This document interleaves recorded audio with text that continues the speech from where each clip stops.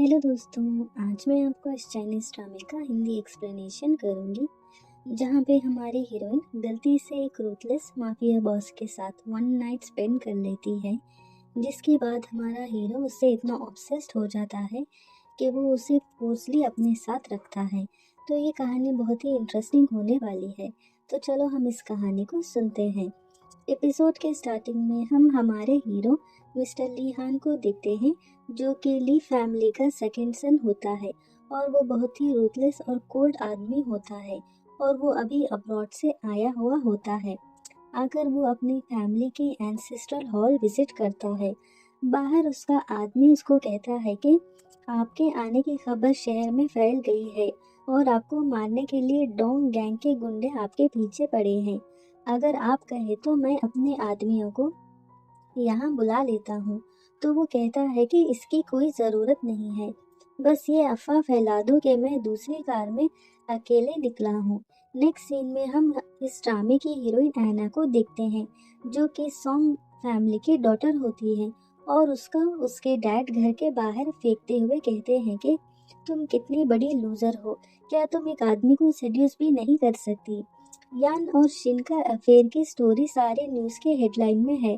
अगर तुम आज रात यान से प्रेग्नेंट नहीं हुई तो मैं तुम्हारी मॉम का ट्रीटमेंट बंद कर दूंगा।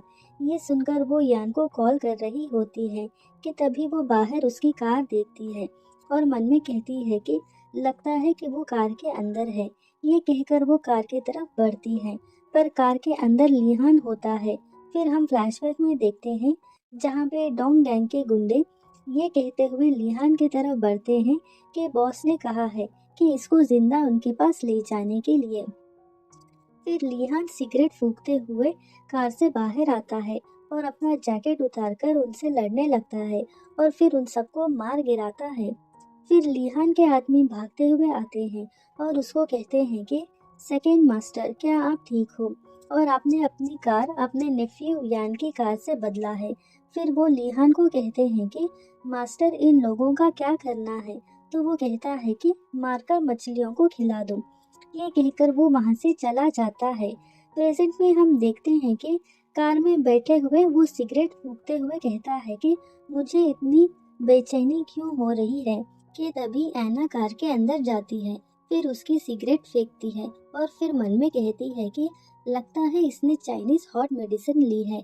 फिर उसको अपनी तरफ घसीटती है और कहती है कि वैसे भी हम मैरिड कपल हैं और तुमने चाइनीज हॉट मेडिसिन भी ली है, तो मैं तुम्हारी मदद कर सकती हूँ। ये कहकर वो उसके करीब जाती है, तो वो ऐना को अपने से दूर करते हुए कहता है कि किसने तुमसे शादी की है।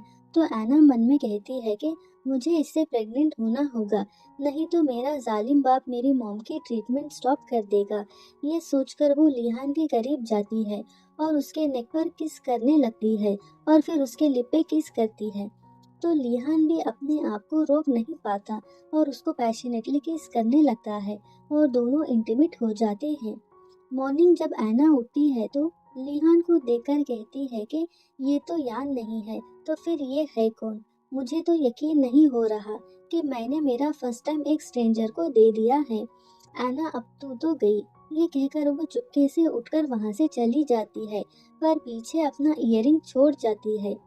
फिर लिहान उठता है और उसके साथ कल रात जो हुआ उसको याद करता है कि तभी उसको ऐना की इयरिंग मिलती है। जब वो ऐना की इयरिंग देख रहा होता है कि उसका आदमी आकर लिहान को कहता है कि सेकेंड मास्टर, टेस्ट रिपोर्ट आ गया है और ये वही मेडिसिन है जो miss Jiang last month purchase की थी। यह मिस जियांग लिहान की सिस्टर इन लॉ होती है। फिर वो अपने आदमी को ऐना की इयरिंग देते हुए कहता है कि इसका पता लगाओ, क्या ये जियांग से मिली हुई है या नहीं। नेक्स्ट सीन में हम यान को देखते हैं, जो कि लिहान का नेफ्यू और जियांग का बेटा होता है, जो कि अपनी गर्लफ्रेंड शिन की फोटो फोन में देख रहा होता है कि तभी वहाँ ऐना आती है और उसको देखकर यान कहता है कि कल रात तुम कहाँ गई थी। तो वो कहती है कि मैं अपनी मॉम से मिलने उनके घर गई थी। तो वो ऐना के बाल पकड़ते हुए कहता है कि मेरे साथ कोई गेम खेलने की कोशिश मत करना, मैं सिर्फ शिन से प्यार करता हूँ। अगर ग्रैंडपा ने तुमसे शादी करने को नहीं कहा होता तो मैं तुमसे कभी शादी नहीं करता। और तुम जैसी घटिया वुमन मेरी जूती की भी काबिल नहीं है। ये कहकर वो उसे धक्का मारकर नीचे गिरा देता है। तो ऐना मन में कहती है कि मैंने भी अपने मॉम को बचाने के लिए तुम जैसे घटिया आदमी से शादी की है। फिर यान ऐना को कहता है कि जूनियर अंकल अब्रॉड से वापस आ गए हैं, इसीलिए आज रात ओल्ड मैंशन में डिनर पार्टी है और वो हांगकांग के सबसे रूथलेस आदमी है। ये सुनकर ऐना मन में कहती है कि यान जिसे जूनियर अंकल कह रहा है, ये वही आदमी है जिसके खिलाफ कोई नहीं जाता है। फिर यान उसे वार्निंग देते हुए कहता है कि वहाँ अपना मुंह बंद रखना। तो ऐना इस पर हाँ मिलाती है, जिसके बाद यान ऐना को अपने ग्रैंडपा के मैंशन ले जाता है और फिर ऐना को उसका हाथ पकड़ने को कहता है, क्योंकि अंदर सब लोग होते हैं इसीलिए। फिर हम ग्रैंडपा को देखते हैं जो कि एक गेम खेल रहे होते हैं। फिर हम जियांग को देखते हैं जो कि यान की मॉम होती है। जैसे ही ऐना और यान अंदर जाते हैं, ग्रैंडपा उनको कहते हैं कि तुम लोग आ गए। फिर वो दोनों को कहते हैं कि अपने अंकल को हेलो कहो। जैसे ही ऐना लिहान को देखती है तो लास्ट ने जो हुआ उसको याद करती है और फिर मन में कहती है कि ये यान के अंकल हैं। ये सोचते हुए वो उसका हाथ को दबाने लगती है। ये देखकर यान उसे कहता है कि ये तुम क्या कर रही हो, क्या तुम मुझे मारना चाहती हो। ये सुनकर वो उसका हाथ छोड़ देती है। फिर ग्रैंडपा कहते हैं कि तुम दोनों किसका वेट कर रहे हो, अपने अंकल को ग्रीट करो। तो यान कहता है कि अंकल आप फाइनली हांगकांग वापस आ गए, मैंने आपको बहुत मिस किया। तो ऐना डरते हुए लिहान को कहती है कि हेलो अंकल, आप कैसे हैं। तो वो ग्रैंडपा से कहता है कि ये कौन है। तो वो कहते हैं कि ये तुम्हारे नेफ्यू की वाइफ है। जिसके बाद लिहान कहता है कि मुझे तुम जानी पहचानी लग रही हो, क्या हम पहले कभी मिले हैं। ये सुनकर यान ऐना की तरफ देखता है तो ऐना मन में कहती है कि क्या ये लास्ट नाइट जो हुआ उसके बारे में कहना चाहता है। जब लिहान लास्ट नाइट के बारे में कहने ही वाला होता है कि ऐना बीच में उसे रोकते हुए कहती है कि अंकल लगता है आप मुझे कोई और समझ रहे हो। तो वो कहता है कि फिर तुम मुझसे इतना डर क्यों रही हो, क्या मैं तुम्हें खा जाऊंगा। तो बीच में ग्रैंडपा ऐना को कहते हैं कि मेरा बेटा बाहर से इतना कोल्ड दिखता है पर अंदर से नरम है, इसलिए उससे मत डरना। वैसे भी हम एक फैमिली हैं और हमें साथ रहना है। फिर ग्रैंडपा ऐना को लिहान को टी देने को कहते हैं। तो वो टी का कप लेके लिहान को देती है। तो वो उसे नील होके टी देने को कहता है। तो ऐना नील होकर उसे टी ऑफर करती है, पर डर के मारे उसके हाथ कांप रहे होते हैं। तो लिहान उसको कहता है कि लास्ट नाइट जब तुम मेरी पैंट उतार रही थी तब तो तुम्हारे हाथ नहीं कांप रहे थे। ये कहते हुए वो ऐना के हाथ से टी पीता है। तो ऐना अपना हाथ दूर करते हुए कहती है कि ये क्या कर रहे हो तुम, अगर किसी ने देख लिया तो लिहान कहता है कि लास्ट नाइट जब तुम मुझे परेशान कर रही थी तब तो तुम्हें डर नहीं लगा। तो ऐना कहती है कि आपकी मेमोरी बहुत ही अच्छी है, अगर लास्ट नाइट जो हमारे बीच में हुआ वो बाहर आ गया तो आपकी रेपुटेशन के लिए अच्छा नहीं होगा। कि तभी जियांग लियान को कहती है कि अब तुम्हारा टर्न है और फिर उसको कहती है कि ऐना इस फैमिली की न्यू गेस्ट है, इसलिए इस पे इतनी सख्ती मत करो। और फिर ऐना को कहती है कि लिहान का बात करने का तरीका थोड़ा सख्त है, तो तुम उसकी बातों को बुरा मत मानना। तो ऐना कहती है मॉम, अंकल मेरे साथ सिर्फ मजाक कर रहे थे। जिसके बाद जियांग लियान के नेक पर स्क्रैच मार्क देखकर कहती है कि ये क्या हुआ। तो वो कहता है कुछ नहीं, कल रात एक जंगली बिल्ली ने खरोच मार दी। ये सुनकर ऐना डरने लगती है। फिर वो सबको कहता है कि मुझे भूख लग रही है, चलो सब डिनर करते हैं। ये कहकर वो वहाँ से चला जाता है। लिहान को जाता देखकर जियांग मन में कहती है कि एक दिन मैं जरूर तुम्हें अपना बना के रहूंगी। डाइनिंग टेबल पे जब यान ऐना के बगल में बैठने जाता है तो लिहान उसको रोककर उसे साइड करके खुद ऐना के साइड बैठ जाता है। जब ये ऐना नोटिस करती है तो वो उठ के जाने लगती है, पर लिहान उसको पकड़कर वापस वही बिठा देता है। जब ऐना कहती है कि अंकल ये यान की सीट है, तो वो कहता है कि ली फैमिली में ऐसी कोई जगह है जहाँ मैं नहीं बैठ सकता, या तुम्हारे कहने का ये मतलब है कि तुम मुझे पसंद नहीं करती। तो ऐना कहती है कि मेरा वो कहने का मतलब नहीं था। फिर ग्रैंडपा यान को दूसरी जगह बैठने को कहते हैं। ये देखकर जियांग मन में कहती है कि मुझे लगता है कि इन दोनों के बीच में कुछ तो है। फिर ग्रैंडपा आना को कहते हैं कि तुम और यान कब मुझे खुशखबरी सुनाओगी, जिसपे एना और यान एक साथ अलग अलग जवाब देते हैं। जहाँ पे एना कहती है बहुत जल्द, पर यान कहता है अभी नहीं। एना की बात सुनकर ग्रैंडपा खुश हो जाते हैं और यान को गुस्से से देखते हैं, जिस वजह से यान को एना पर गुस्सा आ रहा होता है। तो ग्रैंडपा लिहान को कहते हैं कि लिहान, ऐसे कैसे हो सकता है कि तुम्हारी कोई गर्लफ्रेंड नहीं है?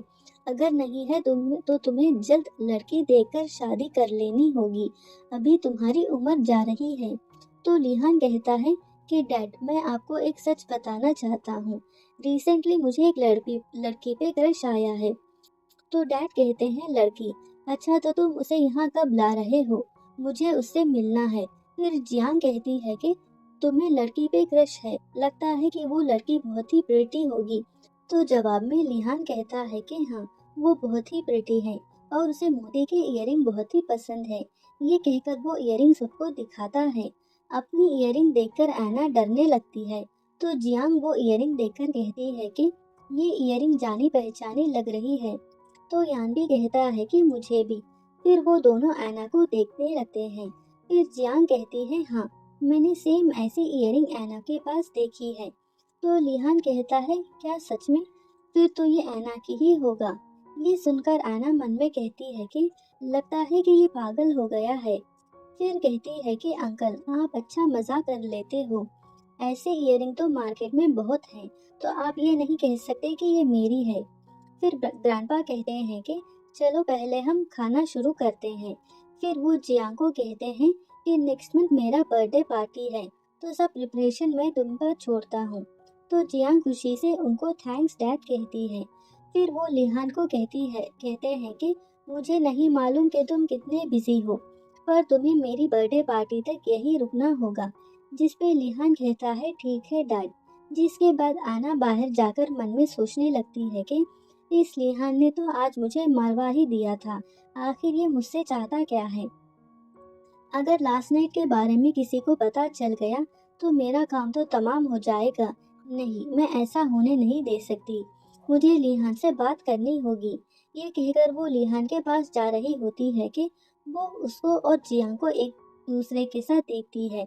जहाँ पे जियांग लिहान को कहती है कि तुमने कहा कि तुम किसी और को लाइक करने लगे हो। तुमने डैड से झूठ कहा, राइट? इतने सालों से मेरे अलावा कौन तुम्हारे करीब आ पाया है? तो लिहान सिगरेट पीते हुए जियांग को कहता है कि सिस्टर इन लॉ, क्या तुम मुझ पर नजर रख रही हो? तो वो कहती है कि तुम्हें अच्छे से मालूम है कि मैंने तुम्हारे ब्रदर से क्यों शादी की, सिर्फ ली फैमिली की बहू बनने के लिए और तुम्हारे करीब आने के लिए। और मैं कितने सालों से तुम्हारा वेट कर रही हूँ। क्या तुम्हें अब भी मेरी फीलिंग की परवाह नहीं है? ये सब देखकर एना मन में कहती है कि मेरी सासू माँ अपने ब्रदर इन लॉ को पसंद करती है। ये सोचते हुए जब वो पीछे जाने लगती है तो उसका पैर फूलदान को लगता है, जिस वजह से आवाज निकलती है। ये सुनकर जियांग अलर्ट हो जाती है। तो वो कौन है ये कहते हुए एना की तरफ बढ़ती है, जिस वजह से वो डर कर अपना मुंह दबाने लगती है कि तभी लिहान उसको रोकता है। फिर उसको कहता है क्या तुम डर रही हो? तो वो कहती है कि मैं क्यों डरूं, मैं बस ये देख रही हूँ कि कोई चुपके हमारी बातें तो नहीं सुन रहा है। तो वो कहता है कौन सी बातें? यही कि तुम अपने ब्रदर इन लॉ को सेड्यूस कर रही हो। मैं तुम्हें एक फ्री की एडवाइस दे रहा हूँ, भूलो मत कि तुम कौन हो, क्योंकि डैड को तुम जैसी वुमेन से सख्त नफरत करते हैं। कि तभी एक सर्वेंट आकर कहता है कि मैडम, मास्टर आपको स्टडी रूम में वेट कर रहे हैं। तो वह कहती है ठीक है, मैं आ रही हूँ। ये कहकर वो वहाँ से चली जाती है और लिहान भी वहाँ से चला जाता है। जब एना वहाँ से जा रही होती है कि लिहान आकर उसको रोकता है और फिर उसको कहता है कि तुमने सब देख लिया मेरी जंगली बिल्ली। तो वो कहती है कि अब तुम्हें पता चल ही गया है, तो क्यों ना हम एक डील कर लें। तो वो कहता है कौन सी डील? तो वो कहती है कि कल रात जो हुआ वो एक्सीडेंटल हुआ, तो क्यों ना हम ऐसे प्रिटेंड करें कि कुछ नहीं हुआ और मैं तुम्हारा सीक्रेट किसी को नहीं कहूँगी। तो वो कहता है क्या तुम मुझे डरा रही हो? तो वो कहती है कि मेरी इतनी हिम्मत कहाँ कि मैं आपको डराऊं। मैं बस ये कह रही हूँ कि आपका और सिस्टर इन लॉ का स्कैंडल अगर बाहर लोगों को पता चल गया तो ली फैमिली की रेपुटेशन का क्या होगा। यह सुनकर लिहान उसको अपने करीब बुलाकर कहता है कि लगता है कि तुम्हें कोई गलत फहमी हो रही है, तुम्हारी एक चीज मेरे पास है। तो वो अपनी इयरिंग देकर उसको कहती है कि इसे मुझे वापस दो। तो लिहान उसको कहता है कि तुम्हें अपनी सासू माँ का बहुत बड़ा सीक्रेट पता चल गया है और वो बहुत ही खतरनाक वुमन है, इसीलिए कह रहा हूँ, उससे बच के रहना। ये कहकर वो वहाँ से चला जाता है। जिसके बाद जियांग होली ग्रेल खेलकर कहती है कि लगता है कि कोई वुमन सच में लिहान के करीब जाने लगी है।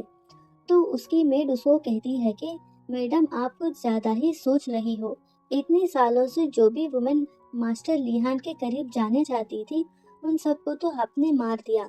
तो वो कहती है कि पर इस बार मुझे कुछ अलग ही लग रहा है। फिर वो अपनी मेड को कहती है कि मास्टर लिहान पर अपनी नजर रखना। मैं भी देखना चाहती हूँ कि आखिर वो कौन है जिसमें इतनी हिम्मत आ गई है कि वो मेरे आदमी से इश्क लड़ाना चाहती है।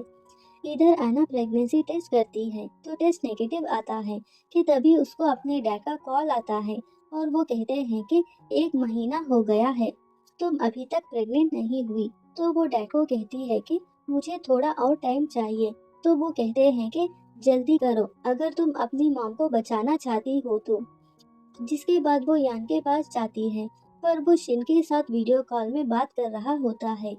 फिर वो ऐना को देखकर कहता है कि तुम उधर जाके सोफे पे सो जाओ, मेरा बेड गंदा करने की कोई जरूरत नहीं। कि तभी उसको अपने डैड का मैसेज आता है जिसमें वो उसे धमकी देते हुए कहते हैं कि अगर तुमने जल्द कंसीव नहीं किया तो अपनी मॉम को भूल जाओ। ये मैसेज देखकर वो यान को कहती है कि हमें बेबी प्लान करना चाहिए।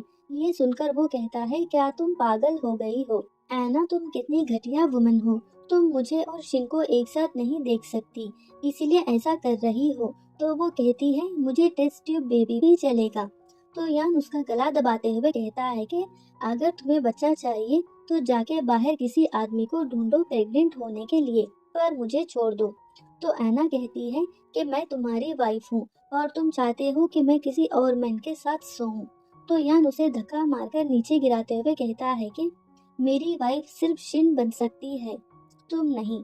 जब ग्रैंडपा मर जाएंगे मैं तुम्हें तुरंत डिवोर्स दे दूंगा और अगर तुम्हें प्रेग्नेंट होना है तो किसी और मैन को ढूंढ लो। ये कहकर वो वहाँ से चला जाता है। ये सुनकर आना कहती है ठीक है यान, अगर तुम यही चाहते हो तो यही सही, अगर तुम नहीं तो तुम्हारे अंकल ही सही। जिसके बाद हम लिहान को देखते हैं जहाँ पे उसका आदमी उसे कहता है कि आजकल मिस जियांग बहुत खामोश है और वो कुछ नहीं कर रही है और मिस ऐना के बारे में आपने पता लगाने को कहा था। मिस ऐना को मिस जियांग ने नहीं भेजा आपके पास। जिसके बाद लिहान अपने आदमी को कहता है कि कल डैड की बर्थडे पार्टी है तो जियांग पे नजर रखना। इधर ऐना मन में ये कहते हुए लिहान के पास जाती है कि कैसे भी करके मुझे लिहान से प्रेग्नेंट होना होगा। ऐना को अपने रूम में आता देखकर लिहान अपने आदमी को वहां से जाने को कहता है। फिर ऐना कहती है कि अंकल आप इस टाइम पे भी काम कर रहे हो। तो वो कहता है कि मेरी नेफ्यू की वाइफ इस वक्त मेरे कमरे में क्या कर रही है। तो वो कहती है मैं यहाँ सिर्फ आपको फ्रूट देने आई हूँ। फिर वो लिहान के करीब जाते हुए कहती है कि एक्चुअली मुझे आपसे कुछ चाहिए। तो वो कहता है कि क्या तुम ऐसे ही बेक करती हो अगर तुम्हें हेल्प चाहिए तो। जिसपे ऐना कहती है कि तो आप क्या चाहते हो कि मैं कैसे हेल्प मांगू। तो लिहान उसे घसीट के अपनी गोद में बिठाता है और फिर उसको कहता है कि तुमने स्लीपर क्यों नहीं पहना। तो वो कहती है कि मैं आपको फ्रूट देने की जल्दी में स्लीपर पहनना भूल गई। तो वो कहता है कि अगली बार ऐसा मत करना। तो वो ठीक है कहकर उठने जाती है पर जानबूझकर वापस उसकी गोद में गिर जाती है और फिर उसको कहती है कि सॉरी मैं स्लिप हो गई। तो वो कहता है कि क्या तुम्हें उठ के खड़ने में तकलीफ हो रही है या तुम जानबूझकर ये कर रही हो। इधर जियांग की मेड उसको कहती है कि अभी ऐना मैडम मास्टर लिहान के कमरे में गई है अपने साथ फ्रूट से भरा प्लेट लेके। तो वो कहती है कि आधी रात को ऐना को लिहान से क्या काम है, पता लगाना पड़ेगा। ये कहकर वो सूप का बॉल लेकर लिहान के रूम की तरफ जाती है। इधर लिहान ऐना के फेस को लिफ्ट करते हुए कहता है कि तुम आधी रात को सिर्फ मुझे फ्रूट देने आई हो। ये कहकर वो उसे किस करने जाता है तो वो उसे रोकते हुए कहती है कि तुम्हारी शर्ट तो खराब हो गई है, लाओ मुझे दो, मैं ये क्लीन कर देती हूँ। तो वो उसको रोकते हुए कहता है कि तुम आग से खेल रही हो। ये कहकर वो उसे दोबारा किस करने की कोशिश करता है, पर वो उसके गोद से उठ जाती है और अपना हाथ खींचते हुए कहती है कि मैं बस तुम्हारा शर्ट क्लीन करना चाहती हूँ। तो वो चेयर से उठकर ऐना के फेस को पकड़कर अपनी तरफ खींचता है। तो वो कहती है कि आप मुझे हर्ट कर रहे हो। तो वो कहता है कि आखिर तुम मुझसे चाहती क्या हो। कि तभी बाहर से जियांग लियान को कहती है कि लियान, मैं तुम्हारे लिए कुछ लाई हूँ। जब आना कहने ही वाली होती है कि उसे क्या चाहिए, कि तभी जियांग रूम के अंदर एंटर करती है। उसे देखकर ऐना नीचे गिर जाती है। अंदर आकर जियांग ऐना को कहती है कि इस वक्त तुम लिहान के कमरे में क्या कर रही हो। तो ऐना मन में कहती है कि अगर इसे पता चल गया कि मैं यहाँ क्यों आई हूँ तो मेरी खैर नहीं। तो वो कहती है कि मॉम, लिहान को एक प्रोजेक्ट में प्रॉब्लम हो रही है, इसीलिए मैं यहाँ आई अंकल से हेल्प लेने के लिए। अंकल ने मदद तो की नहीं, पर मुझे धक्का मारकर नीचे गिरा दिया। फिर वो लिहान का पैर पकड़कर उसको कहती है कि अंकल लिहान आपका नेफ्यू है, क्या आप उसकी हेल्प नहीं कर सकते। पर लिहान अपना पैर झटकता है। तो ऐना कहती है, देखो मॉम, अंकल हेल्प करने से मना कर रहे हैं। ये देखकर वो मन में कहती है कि लगता है कि मैं कुछ ज्यादा ही सोच रही थी। लिहान तो मुझे ही घास नहीं डालता, तो इसकी तो बहुत दूर की बात है। फिर वो ऐना को उठाती है। ये देखकर लिहान मन में कहता है कि मेरी नेफ्यू की वाइफ तो बहुत ही अच्छी एक्टिंग कर लेती है। फिर जियांग ऐना को कहती है कि लिहान बाहर से कूल नेचर का दिखता है, पर उसे बस वुमन से बात करना पसंद नहीं। मैं इससे यान के बारे में बात कर लूंगी, तो तुम अपने कमरे में जाओ। तो वो ठीक है मॉम कहकर वहां से चली जाती है। फिर वो लिहान के करीब जाकर कहती है कि मैं तुम्हारे लिए एक स्पेशल सूप बना के लाई हूँ। तो वो कहता है कि मुझे नहीं चाहिए, तुम यहाँ से जा सकती हो। तो जियांग कहती है कि पर तो वो कहता है कि मुझे रिपीट करने के लिए मजबूर मत करो। तो वो कहती है अच्छा ठीक है, ये सूप पी लेना। ये कहकर वो वहाँ से चली जाती है। बाहर जाकर वो ऐना को रोकती है। तो वो कहती है कि मॉम क्या हुआ। तो वो ऐना को कहती है कि तुम ली फैमिली की डॉटर इन लॉ हो, तो तुम्हें इसका लिहाज रखना चाहिए। ऐसी ड्रेस पहनकर आधी रात को तुम अपने अंकल के रूम में कैसे जा सकती हो। तो ऐना कहती है कि आगे से मैं इसका ख्याल रखूंगी। तो जियांग कहती है कि अगली बार अगर मैंने तुम्हें लिहान के करीब देखा तो तुम्हारे लिए अच्छा नहीं होगा। तो वो कहती है ठीक है मॉम, आगे से मैं इसका ख्याल रखूंगी। जिसके बाद ऐना को उसके डैड का मैसेज आता है, जिसमें वो कहते हैं कि अगर तुम जल्द प्रेग्नेंट नहीं हुई तो अपनी मॉम को मरा हुआ पाओगी। ये देखकर वो कहती है कि सासू माँ, तुम्हें क्या लगता है तुम्हारी धमकी से मैं लिहान के करीब जाना छोड़ दूंगी। अगर मैं उसके करीब नहीं गई तो मैं उससे प्रेग्नेंट कैसे हो सकती हूँ अपनी मॉम को बचाने के लिए। फिर वो लिहान की फोटो देखकर कहती है कि अच्छा तो तुम वुमन के करीब नहीं जाते, कैसे होगा कि अगर मैं तुम्हें मजबूर कर दूं मेरे करीब आने के लिए। फिर हम फ्लैशबैक में देखते हैं जहाँ पे डैड लिहान को कहते हैं कि मैंने सुना कि तुम्हारा हेडेक और इंसोमिया और ज्यादा खराब होता जा रहा है, इसीलिए मैंने ये हर्बल सूप तुम्हारे लिए बनाया है, इसे पी लो। तो वो कहता है थैंक्स डैड। हेडेक और इंसोमिया ये कहकर ऐना हंसने लगती है और फिर कहती है कि लिहान जैसे रूथलेस इंसान को रात का अंधेरा टॉर्चर करता है। फिर वो एक स्पेशल सेंट उठाकर कहती है कि अगर इसे कोई एक बार स्मेल कर ले तो वो बाई चांस होगा, और अगर दूसरी बार स्मेल कर ले तो वो कोइंसिडेंस होगा, और अगर कोई तीसरी बार स्मेल कर ले तो वो एक एडिक्शन बन जाता है जिससे कोई रेजिस्ट नहीं कर सकता। जिसके बाद वो कहती है कि लिहान, अगर एक बार तुम्हें मेरी इस स्पेशल सेंट की आदत पड़ गई तो मैं तुम्हारे ड्रीम्स में भी आने लगूंगी, तब इसका फायदा मैं उठाऊंगी। जिसके बाद हम ग्रैंडपा की बर्थडे पार्टी सीन देखते हैं जहाँ पे सारे गेस्ट आकर ग्रैंडपा को बर्थडे विश करते हैं। जब सारे गेस्ट के साथ बिजी हो जाते हैं तो ऐना लिहान के पास जाती है, जो कि हेडेक की वजह से अकेला बैठा हुआ होता है। ये देखकर ऐना मन में कहती है कि लगता है कि इसे फिर से हेडेक हो रहा है, लगता है कि गॉड भी मेरी हेल्प कर रहे हैं। ये कहकर वो लिहान के करीब जाती है और उसके हेड पर फ्लावर का पेटल देखकर कहती है कि इस कोल्ड हार्टेड पर्सन के हेड पर इतना डेलिकेट फ्लावर का पेटल कितना आई कैची लग रहा है। ये कहते हुए वो उस पेटल को उठाती है।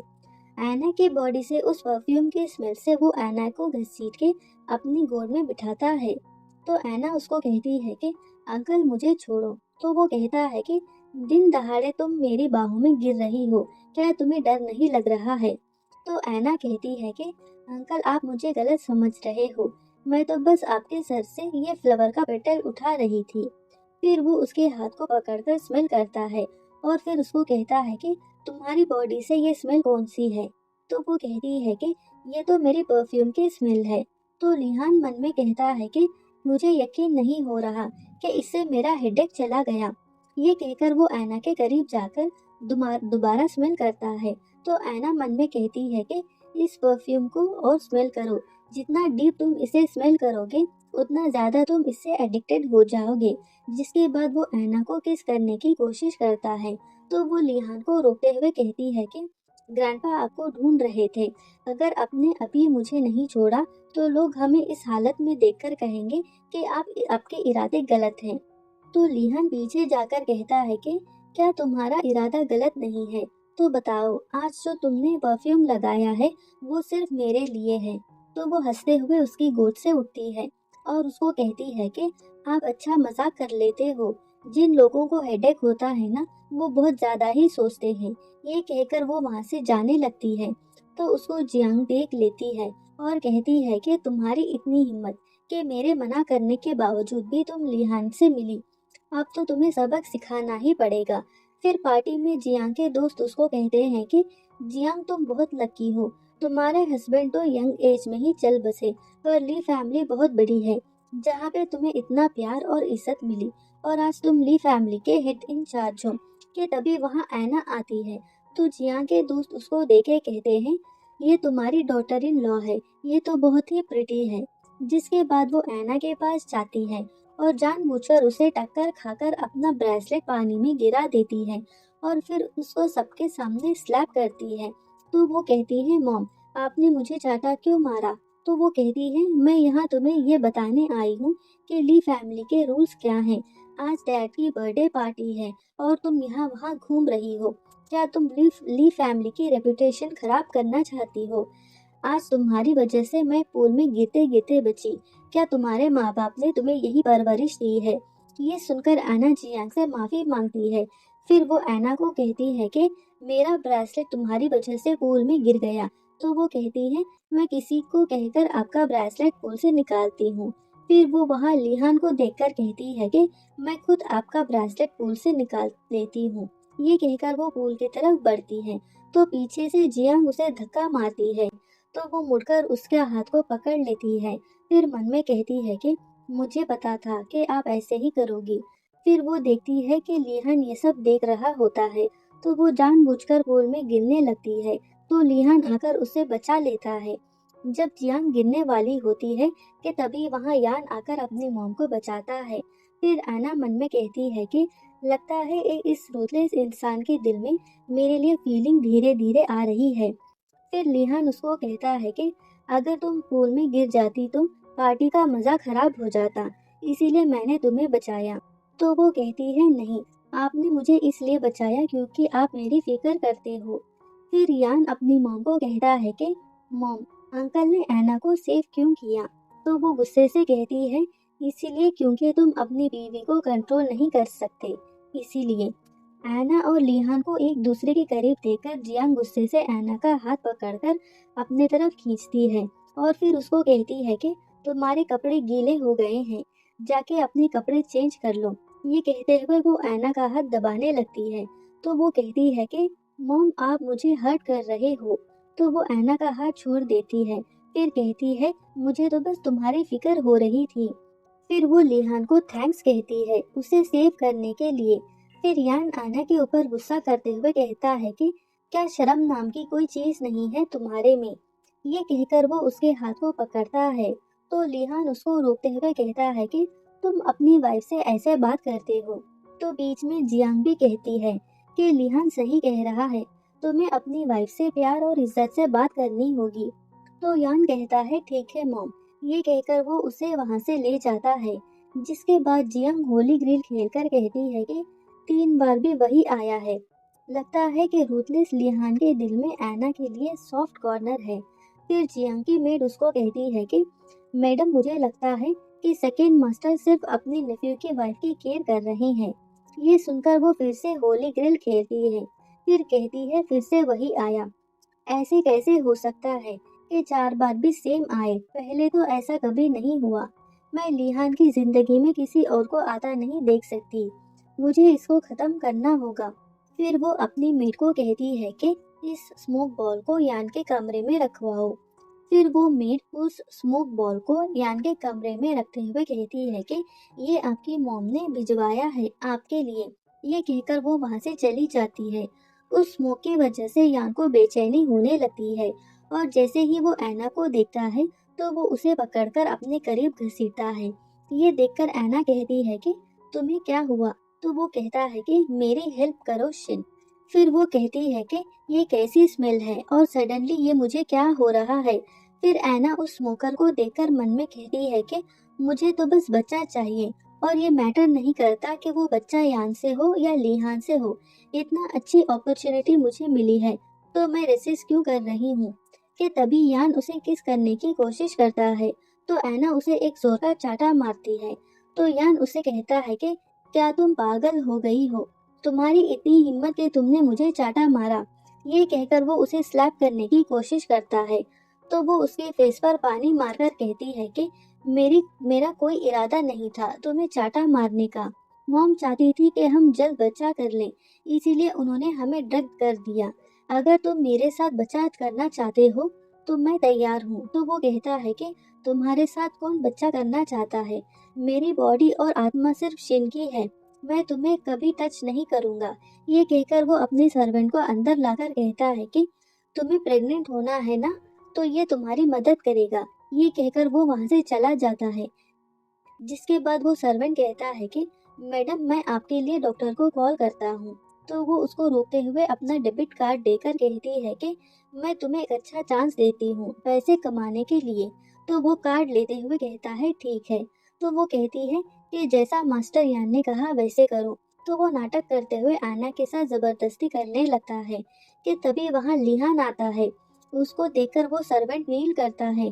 तो लिहान उसको कहता है कि तुम कौन हो और तुम्हारी इतनी हिम्मत कि तुम ली फैमिली की वुमन को टच करना चाहते हो? जिसके बाद वो अपने आदमी को कहता है कि इसको यहाँ से ले जाओ और अच्छा सबक सिखाना। तो लिहान का आदमी उसको वहाँ से ले जाता है। मौके का फायदा उठाते हुए ऐना लिहान के करीब जाने लगती है। तो लिहान उसको रोकते हुए कहता है कि मैं ये ऐना के साथ नहीं कर सकता जबकि वो होश में ना हो। ये कहकर वो अपने आदमी को डॉक्टर को बुलाने को कहता है। जिसके बाद डॉक्टर लिहान को कहता है कि मैडम, थोड़ी देर रेस्ट लेने दो, उसके बाद वो ठीक हो जाएंगी। ये कहकर वो वहां से चला जाता है। जिसके बाद लिहान ऐना के पास बैठकर उसके हेयर को टच करता है कि तभी ऐना को होश आ जाता है। जिसके बाद वो ऐना को कहता है कि क्या तुम अब अच्छा फील कर रही हो? तो वो मन में कहने लगती है कि मुझे इस बार पहले जैसा फील क्यों नहीं हो रहा है। मुझे यकीन नहीं हो रहा है कि मुझे थोड़ा भी दर्द नहीं हुआ। जिसके बाद वो लिहान को झूठ बोलते हुए कहती है कि मेरी पूरी बॉडी में दर्द हो रहा है। क्या तुम्हें पता नहीं कि वुमेन को कैसे ट्रीट करते हैं? फिर वो ऐना को कहता है कि ज्यादा सोचो मत, कल रात हमारे बीच कुछ नहीं हुआ। ये सुनकर वो मन में कहती है कि इसकी इतनी हिम्मत कि इतना सब करने के बाद भी इसने कुछ नहीं किया। फिर लिहान कहता है कि क्या तुम मुझे मन में डांट रही हो? तो वो कहती है नहीं। फिर वो लिहान को अपनी तरफ खींचती है और फिर उसे किस करने की कोशिश करती है कि तभी वहाँ यान आ जाता है, जिस वजह से वो लिहान को छोड़ देती है। फिर यान कहता है कि यहाँ क्या हो रहा है? जिसके बाद लिहान यान को सामने आने को कहता है। फिर वो सामने आते हुए कहता है कि ऐना, तुम और अंकल क्या कर रहे थे? तो लिहान यान को नील होने को कहता है। तो वो कहता है कि आप मुझे नील होने के लिए क्यों कह रहे हो? तो वो उसके पैर को किक करता है, जिस वजह से वो नीचे गिरता है। तो यान कहता है कि अंकल, मैंने क्या किया? तो लिहान कहता है कि तुम अपनी वाइफ को किसी और आदमी को कैसे दे सकते हो? ली फैमिली में तुम जैसा नालायक कैसा पैदा हो गया? तो वो डरते हुए कहता है कि अंकल, ये झूठ बोल रही है, मैं अभी इसको सबक सिखाता हूँ। ये कहकर वो ऐना के पास जाने की कोशिश करता है। तो लिहान उसको एक जोर का चाटा मारता है और फिर उसको स्टिक से मारने लगता है। जब यान चिल्लाने लगता है तो ऐना कहती है कि इसकी चिल्लाने की आवाज़ कान को कितना सुकून दे रही है। जब लिहान यान को दोबारा मारने जाता है तो जियांग आकर उसको रोकती है। तो वो जियांग के पास भागते हुए कहता है कि मॉम, फाइनली आप आ गई मुझे सेव करने के लिए। अगर आज आप थोड़ी देर लेट आती तो अंकल मुझे जान से मार देते। तो जियांग लियान को कहती है कि अगर यान ने गलती की है तो भी वो तुम्हारा नेफ्यू है, तुम उसे ऐसे कैसे मार सकते हो। तो वो कहता है कि तो पूछो अपने नालायक बेटे से कि उसने क्या किया है। तो जियांग उसको कहती है कि तुमने क्या किया। तो यान कहता है कि मॉम, मैंने कुछ नहीं किया, ये ऐना जो भी बोल रही है वो सब झूठ है। तो लिहान उस सर्वेंट को वहाँ बुलाता है। तो वो सर्वेंट सबके सामने कहता है कि यान ने उसे मिस ऐना के साथ सोने को कहा था ताकि वो प्रेग्नेंट हो सके, जिसपे यान कहता है कि ये ऐना के साथ मिला हुआ है, ऐना ने इसे पैसे दिए होंगे झूठ बोलने के लिए। तो वो सर्वेंट कहता है कि मैंने जो कहा वो सच है, अगर आपको यकीन नहीं हो रहा है तो आप सीसीटीवी फुटेज देख सकते हो। तो लिहान अपने आदमी को सीसीटीवी फुटेज चेक करने को कहता है, जिसमें साफ पता चलता है कि यान ने उस सर्वेंट को अंदर रूम में ले गया था। ये देखकर जियांग अपने बेटे को चाटा मारकर कहती है कि क्या मैंने तुम्हें यही सिखाया है। फिर ऐना के कहने पर यान नील होकर माफी मांगता है। नेक्स्ट सीन में ऐना अपने डैड के घर जाती है अपनी मॉम को मिलने के लिए। तो डैड उसको कहते हैं क्या तुम यान से प्रेग्नेंट हुई। तो वो कहती है नहीं, जिसपे डैड उस पर गुस्सा करते हुए कहते हैं कि तुम मेरी कितनी नालायक बेटी हो, तुम्हें एक काम दिया है वो भी तुम नहीं कर पा रही हो। जब तक तुम प्रेग्नेंट नहीं होती तब तक मैं तुम्हें अपनी मॉम से मिलने नहीं दूंगा। ये कहकर वो ऐना के मुंह पर डोर बंद कर देते हैं। जिसके बाद ऐना मन में कहती है कि एक दिन मैं आपको अपनी मॉम के सामने नील करके माफी मांगने के लिए मजबूर कर दूंगी। अगर आपको इस चाइनीज ड्रामे का हिंदी एक्सप्लेनेशन अच्छा लगा तो प्लीज़ कमेंट करके बताइए कि मैं इसको कंटिन्यू करूं या नहीं, और मेरे वीडियो को लाइक और चैनल को सब्सक्राइब कर दीजिए। Thank you.